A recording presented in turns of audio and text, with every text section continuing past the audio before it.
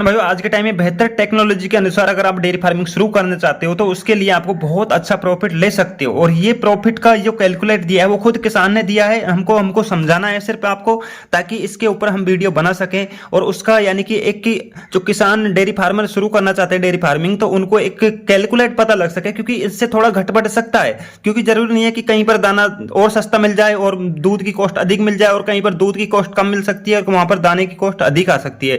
तो बहुत सारी मैटर करती है, लेकिन आप एक अच्छी तरीके से बेहतर टेक्नोलॉजी के अनुसार आप अच्छे दिमाग लगाकर अगर डेयरी फार्मिंग शुरू करते हो, अच्छा किसी सलाहकार के जरिए डेयरी फार्मिंग शुरू करते हो, तो आपको बहुत अच्छा प्रॉफिट मिल सकता है। क्योंकि ये एक बहुत जेन्युइन जानकारी है, और ये खुद किसान के हिसाब से उनको खुद का पूरे साल का उन्होंने बायोडाटा रखा है कि हमको, क्योंकि उन्होंने जो 5 पैसों की डेयरी फार्मिंग का प्लानिंग किया था, तो उसी टाइम से हमसे सलाह ले ली थी उन्होंने। और उनको कौन सा पशु सेलेक्ट करना चाहिए, कौन सा पशु से हमको बेनिफिट मिलेगा, किस तरीके के पशु लें, और डेयरी फार्मिंग के लिए कौन कौन सी चीज जरूरतमंद होती है जो कि हम उनके साथ में यूज करेंगे तो हमको बेनिफिट मिल सकता है। तो यानी एक बहुत अच्छी जानकारी, तो इनमें आपको समझाने के लिए, समझने के लिए बहुत सारी जानकारी मिलेगी कि आपको हरा चारा खिलाने के बेनिफिट क्या मिलते हैं और आपको डेयरी फार्मिंग किस तरीके से शुरू करना चाहिए। तो ये वीडियो आपको एंड तक देखना होगा। अगर आप एक डेयरी फार्मिंग शुरू करना चाहते हैं तो आपको ये पता लग जाएगा कि आखिरकार 5 पशुओं की डेयरी फार्मिंग से कितना प्रॉफिट हो सकता है। क्योंकि ये बायोडाटा पूरे साल का एक रुपए का भी कैलकुलेट किया है, और इससे ज्यादा मुनाफा मिला है उनको, लेकिन फिर भी उन्होंने जो कैलकुलेट किया है वो थोड़ा कम ही किया है। क्योंकि उसका कारण होता है कि कहीं पर थोड़ा कोई किसान अगर इस वीडियो को देखकर डेयरी फार्मिंग शुरू करना चाहे तो आखिरकार वो निराश नहीं हो सके। क्योंकि हमारे देश के अंदर, इंडिया के अंदर बहुत ही ज्यादा बेरोजगारी हो चुकी है, तो ऐसे में किसान को हेल्प मिलनी चाहिए, बाकी उनको उदासी नहीं मिलनी चाहिए। तो उनका रीजन यही है। इस वजह से आपको कहां कहां पर उन्होंने कैलकुलेट नहीं किया है तो उनका भी आपको समझने को मिल जाएगा। हर चीज का XYZ आपको एक अच्छे से A to Z जानकारी मिल जाएगी, जिससे कि अगर आप इस तरीके से फार्मिंग शुरू करना चाहते हो, और उनका वो डाटा देने का मतलब ही यही है कि आखिरकार हमारे किसान, देश के किसान जो डेयरी फार्मिंग शुरू करना चाहे तो उनको प्रॉफिट, कहीं उनके काफी कंफ्यूजन होते हैं, इसी वजह से वो डेयरी फार्मिंग शुरू नहीं करते हैं। तो एक हेल्प मिल जाए, क्योंकि अगर एक दूसरे का अगर कोई डाटा से लेता है और उससे पता लगता है कि आखिरकार उनको क्या प्रॉफिट हुआ है 5 पशुओं से, क्या क्या कहाँ कैसे प्रॉब्लम आई है, तो वो सारी चीजें उनको देखने को, जानने को मिलती है। इसी वजह से यहाँ पर उन्होंने 16 kg वाले पशु ही सेलेक्ट किए हैं, और हर पशु को अच्छे देख रेख के साथ में सेलेक्ट किया है। हालांकि कुछ पशु 17 kg पे थे, एक दो पशु 15 kg पे थे, तो यानी कि वो सेम कैलकुलेट आ गया। अगर एक पशु का 15 kg, 1 kg कम है तो 1 kg ज्यादा है। तो इस हिसाब से उन्होंने 5 पशुओं से डेयरी फार्म शुरू किया था, और ये 5 फरवरी का डाटा उन्होंने डेयरी फार्मिंग शुरू किया था। उससे पहले हमसे जानकारी ली थी कि क्या क्या चीजों का सावधानी बरते, तब जाके हमको प्रॉफिट मिल सकता है। यहाँ पर उनको 2 kg प्रतिदिन, 1 kg शाम को, 1 kg सुबह, यानी कि उनके बच्चों के लिए काट दिया, यहाँ पर निकाल दिया, तो 14 kg 14 किलो पर पशु का पर डे का दूध निकला है। तो यहाँ पर 5 भैंसों का यहाँ पर 70 kg, यानी कि फर्स्ट 90 दिन का जो कि पीक लेवल होता है उस हिसाब से उनको 6300 kg मिल्क मिला हुआ है। और सेकंड 2 kg बच्चा पर कम कर दिया है, और जिसके बाद में 1 kg डाउनफिल, यानी कि वो 6ठे महीने में जाके डाउनफिल होता है। ऐसा नहीं है कि आपको फर्स्ट 3 महीने के जस्ट बाद में ही दूध कम करना शुरू कर देता है पशु। तो यहाँ पर 1 kg जाकि लास्ट में जो कि 6ठा महीने है उसको, क्योंकि उन्होंने हरा चारा का मैनेजमेंट अच्छा रखा था, इस वजह से उनको हो सकता है उनको लंबे समय तक दूध मिला है। कई रीजन हो सकते हैं, तो उनको यानी कि 6ठे महीने में 1 kg का डिफरेंट आया हुआ है। बाकी यहाँ पर सेम, यानी कि जो पशु दूध दे रहे थे वो सेम 6 महीने तक सेम दिया था, लेकिन 1 kg लास्ट में जाके 5वें या 6ठे महीने में जाके डाउन, लेकिन यहाँ पर कैलकुलेट सिर्फ पूरे 3 महीने का ही 1 kg डाउन कर दिया है। तो यहाँ पर 12 kg के हिसाब से 2 kg बच्चे को काटा, यानी कि 14 kg के हिसाब से उन्होंने दूध दिया। तो यहाँ पर 2 kg बच्चे को काट दिया, तो यहाँ पर 12 kg पर पशु के हिसाब दूध लगाया। तो यहाँ पर 5 पशुओं का 60 kg, और 60 kg गुणा 90 दिन का दूध करने पर यहाँ पर 5400 kg मिल्क 3 महीने का दूध बन गया। यहाँ पर बच्चे को बंद कर दिया, यहाँ पर 6 महीने होने के बाद में यहाँ पर बच्चे का दूध बंद कर दिया, और उनको मेडिसिन पे ले आए। यहाँ पर उनको काफ स्टार्टर वगैरह ये सारी यूज करने शुरू कर दिया। तो यहाँ पर बच्चे को बंद करके के बाद में दूध 8 kg पर पशु आ गया था 6ठे महीने के बाद में।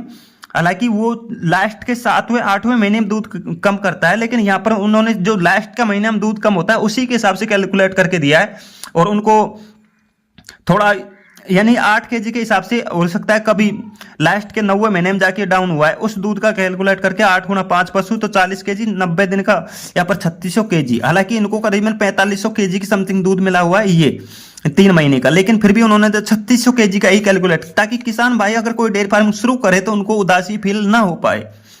तो यहाँ पर 15,300 kg दूध पूरे साल का 9 महीने का दूध कैलकुलेट, और कुछ पशु ने 10 महीने भी दूध दिया है, किसी ने 9 महीने दूध दिया है, किसी ने 11 महीने तक दूध दिया है, और 1 महीने के लिए ही ड्राई किया है, फिर से दोबारा ब्याने की तैयारी हो रही है।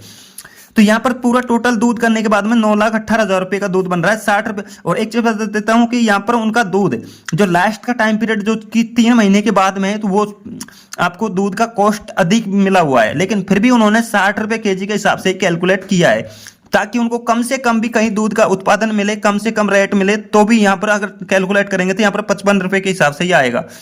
तो इन्होंने 60 का कैलकुलेट किया है, तो 9,18,000 रुपये। तो ये मत सोचो इनसे जो 60 रुपये kg बाद में जाके 90 महीने में 8वें महीने में 75-80 रुपये की कॉस्ट मिली थी, और सेकंड 3 महीने के बाद में यहाँ पर उनको 70-72 रुपये की कॉस्ट मिली थी, तो वो कैलकुलेट नहीं किया है। और दाना खर्च की बात करें तो यहाँ पर 6 kg प्रतिदिन पर पशु को खिलाया है उन्होंने, क्योंकि उन्होंने हरा चारा का अच्छा सुपर नेपियर की वैरायटी लगाई थी, इसलिए उनको अच्छा, हमारी सलाह के जरिए उन्होंने अच्छा सुपर नेपियर लगाने के बाद में उनको काफी बेनिफिट मिला है। क्योंकि यहाँ पर 1 kg दूध दे रहा है तो पशु को 16 kg दूध दे रहा है, तो उनको 8 kg दाना चाहिए था, लेकिन यहाँ पर 6 kg दाने में ही काम चल गया। तो यानी 6 kg के हिसाब से 5 पशुओं को 30 kg पर डे के हिसाब से 90 दिन का 2700 kg। सेकंड में भी आप उन्होंने 6 kg का एवरेज, फिर उनको आधा 1 kg बच्चों को खिलाना शुरू कर देता है, उनका कटड़े काप को खिलाना शुरू कर दिया था, तो इसलिए उनको 6 kg का एवरेज कर दिया है। 6 पंजे 30 kg, 30 kg गुणा 90 दिन 2700 kg फिर से ऐड कर दिया दाने का। और थर्ड 3 महीने का फिर भी 5 kg के हिसाब से खिलाया था उन्होंने, तो 5 पंजे 25 kg गुणा 90 दिन का, तो यानी कि यहाँ पर बच्चे को भी इसी दाने में से खिलाया था, तो यहाँ पर 2250 kg दाना हो गया। और थर्ड 3 महीने का जो ड्राई है 3 महीने में, यानी कि उनके पशु सारे 12 महीने से पहले ही ब्याने की तैयारी कर रहे हैं, क्योंकि मेन थर्ड उनका एक पॉइंट ये है कि उनका टाइम से ज्ञापन हो गए पशु, इस वजह से उनको काफी अच्छा मुनाफा मिला है। तो उनका यानी कि देख रेख के ऊपर अच्छा मैनेजमेंट होने की वजह से ये टाइम पे ज्ञापन होता है पशु। तो यहाँ पर उनका 3 kg गुणा 5, 3 kg पर पशु दाना फीड खिलाया था, तो 5 महीने का 15 kg पर डे 90 दिन का और ऐड कर दिया। यानी कि जो ड्राई होता है पशु जब दूध नहीं देता है उसका भी ऐड किया हुआ है इसमें। तो ये नहीं सोचा कि हमारा जो कि 3 महीने में पशु खाएगा तो उसका तो ऐड किया ही नहीं है। तो यहाँ पर टोटल दाना बन रहा है पूरे 12 महीने का 9,000 kg, और उसका 35 रुपये के हिसाब से उनका कॉस्ट आया हुआ है दाने का तो 32 से 31 के समथिंग आया था, लेकिन उनका मिनरल मिक्सचर वगैरह ऐड करने के बाद में 35 का आ गया। और 3,15,000 रुपये का दाना बन रहा है पूरे साल का 12 महीने का। और भूसे की कॉस्ट 3 kg पर डे के हिसाब से खिलाया था उन्होंने, तो 3 kg पर पशु के हिसाब से, क्योंकि उन्होंने 20 से 25 kg हरा चारा खिलाया था, तो उसका मैनेजमेंट अच्छा हो गया था पशु का।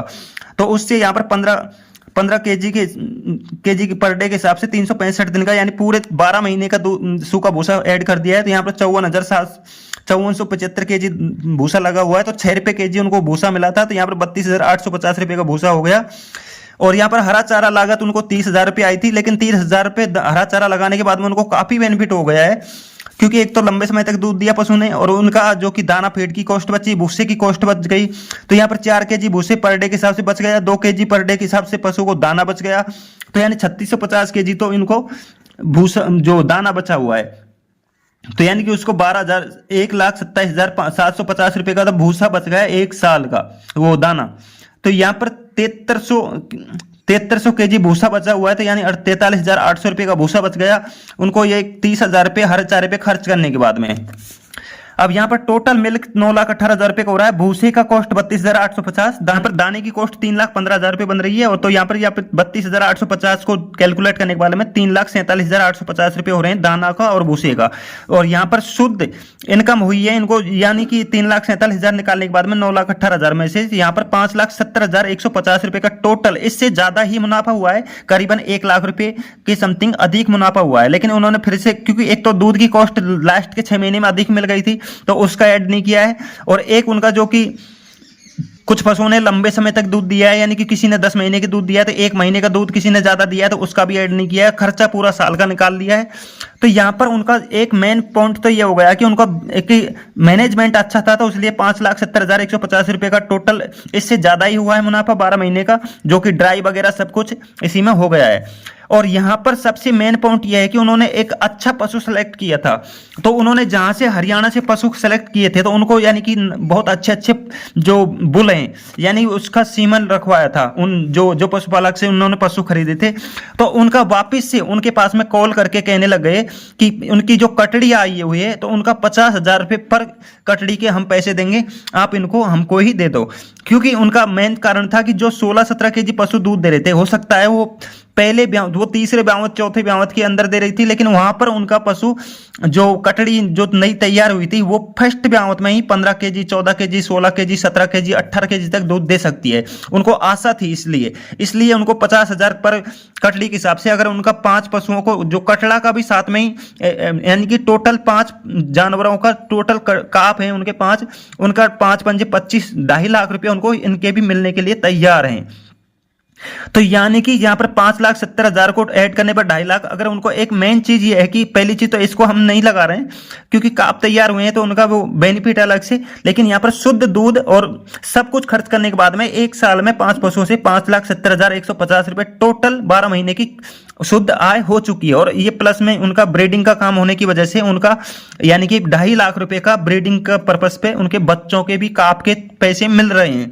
अगर वो बेचना चाहे तो उनका 2.5 लाख रुपए मुनाफा और बढ़ सकता है। तो और उनका जो कि पशु का खर्च आया हुआ है कि किसी का 1,30,000 रुपए, किसी का पशु का 1,50,000 रुपए भी आया है, किसी का 1,60,70,000 रुपए का भी पशु पड़ा हुआ है। तो इस तरीके से इनका कॉस्ट है वो पशु का थोड़ा अच्छा आया था, लेकिन यहाँ पर मुनाफा भी अच्छा हो गया है।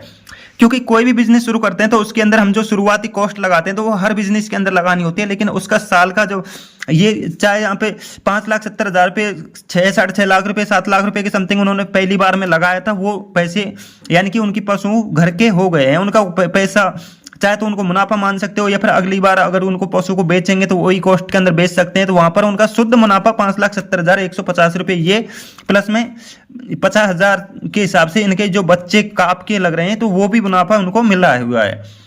तो इस तरीके से एक बेहतर मैनेजमेंट के साथ में अगर डेयरी फार्मिंग शुरू करोगे तो आपको कभी भी लॉस नहीं होगा। तो एक अच्छे सलाहकार से जानकारी लेकर अगर डेयरी फार्म शुरू करते हो या फिर आपके पास में अच्छा डेयरी ट्रेनिंग लेकर शुरू करते हो तो आपको काफी अच्छा रिस्पॉन्स मिल सकता है।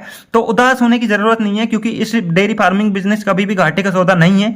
इसमें अगर आप अच्छा देखरेख करोगे, अच्छा मैनेजमेंट करोगे तो बहुत अच्छा बेनिफिट मिल सकता है। जय हिंद, वंदे मातरम। वीडियो अच्छा लगा तो लाइक कर देना, चैनल पर पहली बार हो तो सब्सक्राइब करके बेल आइकन घंटे को प्रेस कर लेना, क्योंकि पशु से रिलेटेड हर प्रकार की जानकारियां, मैनेजमेंट, फीड मैनेजमेंट, पशु का मेडिसिन के बारे में हर प्रकार की जानकारी इस चैनल पर मिलती है। तो जय हिंद, वंदे मातरम।